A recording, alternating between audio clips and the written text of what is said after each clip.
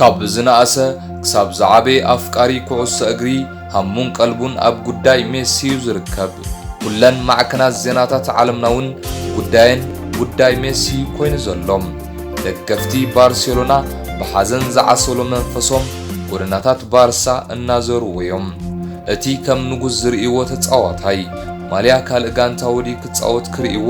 ከመይ ኢልኩ ሓጠሎም ብዙሓት ተጻወቲ ነበር እታ ጋንታን ካልኦትን ሓሳቦም እናፍሰሱ እዮም ገለ ካብኣቶም ብናይ ቀደም ሓለቓ ጋንታ ባርሳ ዝነበረን ጥዑማት ጊዜያት ምስ ሜሲ ዘሕለፈን ካርሎስ ፒዮል ክንጅምር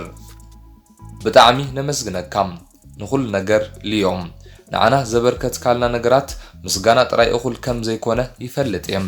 ኩሉ ጽቡቕ ነገር ከዓ ይምንየልካም ቁጽሪ 10 ማልያ ሜሲ ክርከባዩ ዝበሃል ዘሎ ካብ መጉዳእቲ ዝተመልሰ ንኡስ ውጽኢት ላምሲያ አንሱ ፋቲ ብወገኑ ናይ ኩላትና ተጻወቲ ላምሲያ ሕልሚ ምሳኻ ምጽዋት እዩ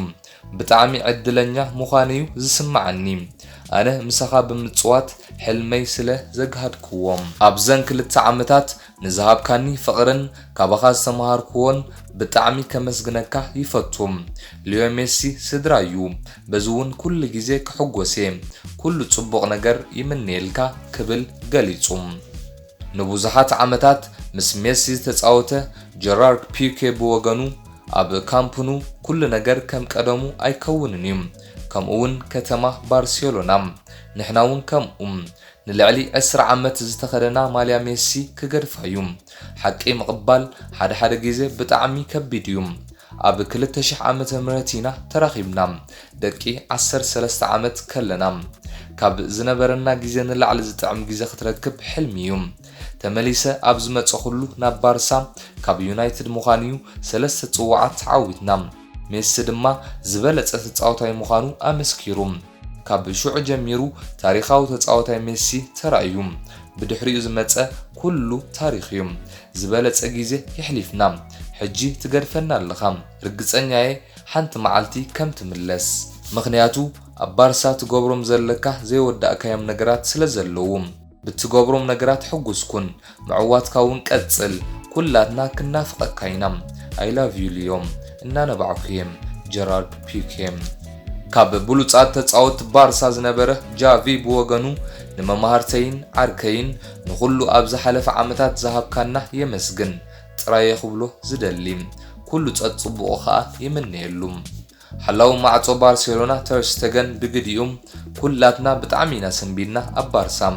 ወላ ሓደ ሰብ ሜሲ ክወጽኢሉ ዝሓሰበ ኣይነበረን ኩላትና ኢና ሓሪቕና ጽቡቕ ናይ ጸወታ ግዜ ኣብ መጻእ ድማ ይምንየሉ ኢሉም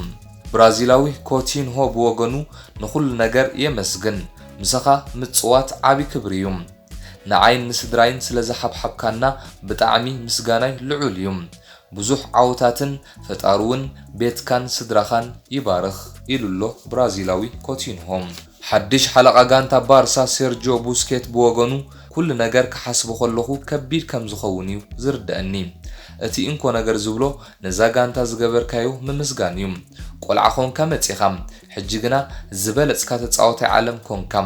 ዘይርስዑ ብሉጻት ግዜያት ይሕሊፍና ኢና ከም ተጻወትን ከምኡውን መሓዙትን ብጣዕሚ ክናፍቐካየ ንዓኻን ስድራኻን ኩሉ ጽቡቕ ነገር ይምንየልኩም ይግባኣኩምን እዩ ኢሉሎም ናይ ቀደም ኣሰልጣኒኡ ዝነበረ ፔፕ ጋርዲዮላ እውን ንሜሲ ምፍራም ሓሳብ ከም ዘይብሎም ድሕሪ ምግላጽ ዝብሎ ነገር ንባርሴሎና ናብ ካልእ ደረጃ ስለ ዘብጽሓ የመስግን ጽቡቕ ዕድል እውን ይምንየልካም ኣብ ዝተረፈ ናይ ጸወታ ግዜኻ ኢሉሎም ጆዋን ላፖርታ ፕሬዝደንት ባርሳ ብወገኑ ሜሲ ዝበለጸ ተጻዋታይ ዓለምና እዩ ብጣዕሚ እውን የመስግኖም ንሓደ ተጻዋታይ ክብል ንጋንታ ዝጎድእ ክገብር ኣይክእልን እዮም ባርሴሎና ልዕሊ ኩሉ እያ ንሓሙሽተ ዓመታት ከነጽንሖ ዝከኣለና ጌርና ኣይኮነን ድሕሪ ሜሲ ሓድሽ ጉዕዞ ክጅመር እዩ ኣብዛ ክለብ ንሜሲን ስድሩኡን ጽቡቕ ዕድል ይምነም ኣብ ታሪኽ ባርሴሎና ልዕሊ 9000 ሾትታት ተመዝጊቡሎም ካብዚአን ኣብተን 940 ሾትታት ሜሲ ኣበርክቶ ገይሩሎም እዚ ክርአ ከሎ ልዕሊ 10 ሚእታዊት ምዃን እዩ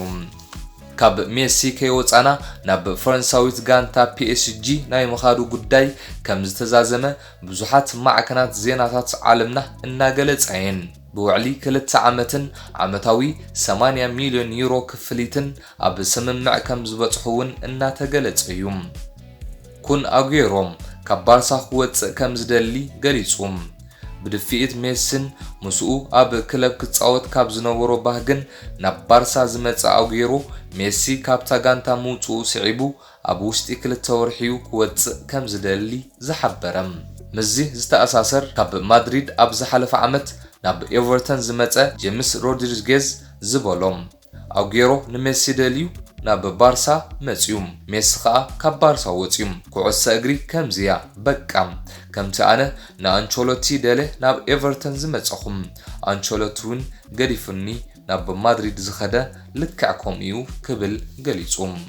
ناب كالوت زيناتات مسجر هاريكين زبالوم نخبابي 10 عامت مستوتنهم تتصاويتهم دغفتون ፍጹም ፍቅርን ድጋፍን ሂቦምኒዮም በዝ ድማይ አብሶም ንዚ ብዛዕባይ ዘይድሊ ጽሑፋት ክርኢ ከለኹ ዝሓረቅኩም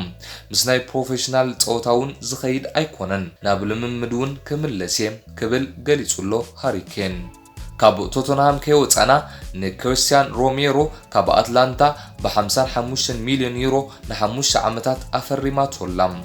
بارسلونا بوغنا كابليلا نبورتغالاوي رنانتو سانشيز نمزوار كم استقربت تحبير لهم باركس تخاتلتنا نلومي زبلنا يوم في تسامتات سبورت زيوم مسؤول نيروم سلازت خاتلكمنا بتعمينا نمزغن أبكالي الرغبنا سلام